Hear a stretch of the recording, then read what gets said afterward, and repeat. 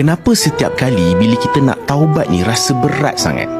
Sebab iblis takkan biarkan kita kembali dengan terlalu mudah. Dia bisik kat kita, Allah takkan terima engkau, dosa engkau terlalu banyak, engkau ni dah kotor sangat ni. Lagi pula, kita pernah janji nak berubah, tapi asyik ulang dosa yang sama.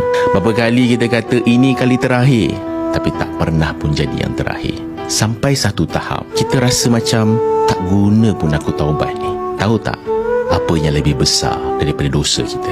Rahmat Allah, kasih sayang Allah. Allah tak tengok berapa kali kita jatuh dalam dosa yang sama, tapi Allah tengok berapa kali kita sanggup bangun dan balik dekat dia. Allah tak pernah jauh, cuma kita yang menjauh. Allah tak pernah tinggalkan kita, cuma kita yang selalu lupakan dia. Taubat ni, dia bukan sekadar kita berhenti buat dosa, tapi proses mendidik hati kita untuk kembali mencintai dia.